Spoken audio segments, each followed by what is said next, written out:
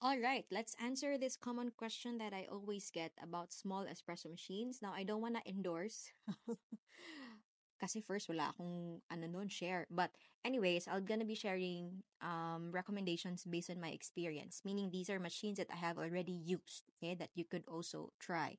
Now, first would be one of the first machines I have tried, the Longhi Celosa EC230 espresso machine. So I think I made a video of that.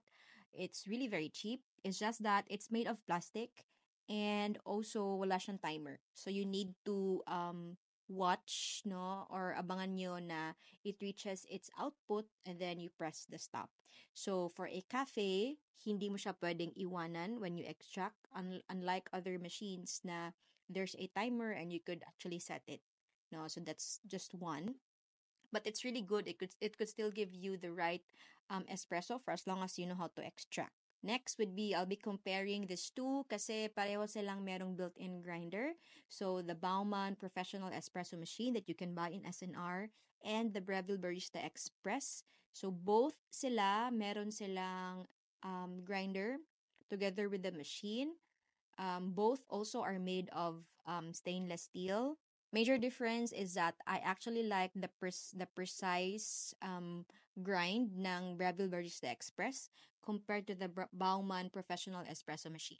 But nonetheless, both could still give a good espresso. Mas maganda tignan for me, no, aesthetic sa mata, yung si Breville Barista Express. But yung presyo nila, medyo magkaiba. Malaki yung difference, no? So it's up for you to decide. And of course, mas branded yung isa. Then we have the Gemini espresso machines that are very common now. Yung Gemini naman, there are a lot of small espresso machines, but I'll talk about those that are the cheapest and single boilers. So we have Gemini 3605, 3610, 3609, no? And then yung built nila is somewhat a combination of plastic and stainless steel. And they're really good for as long as you know how to extract espresso. And lately, I have been using them most often because they're really very accessible. Maraming nagsusupply ng mga Gemini espresso machines. So one thing lang that you would really think about when you buy espresso machines is um, one, meron ba siyang kasamang grinder? If wala, you need to buy a grinder.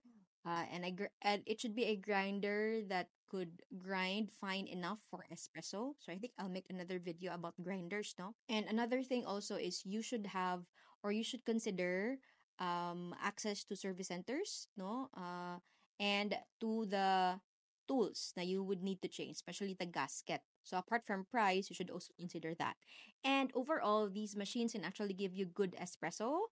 You could use it for your cafe for as long as you know how to extract espresso. That's non-negotiable. You should learn how to extract. You should learn how to calibrate. And again, as what I always say, when you start using smaller espresso machines as a start for your cafe, you should set your expectations right. Maliit siya. It's not meant to be used every day in a commercial way. So, mas mabilis yung wear and tear niya, guys.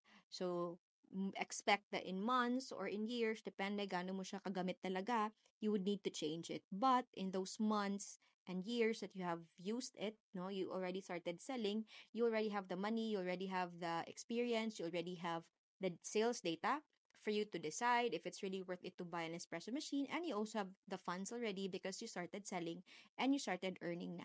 So that's just it for small espresso machines. For me, nothing wrong in using it. I've used it in my small cafes. I'm not the type na looking on the brands. I'm more of the functionality and the practicality.